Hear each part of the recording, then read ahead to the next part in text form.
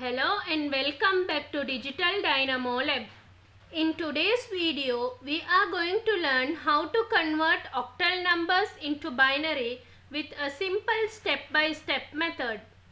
Even if you are new to number systems, this explanation will make it very easy to understand. Let's get started. Our example is 67 in octal. Remember, each digit can be represented by 3 binary bits because the octal system is base 8.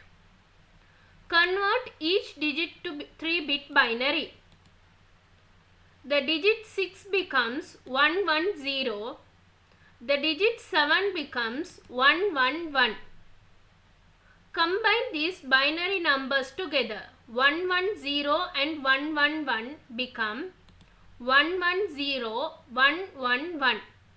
So the binary equivalent of 67 in octal is 110111.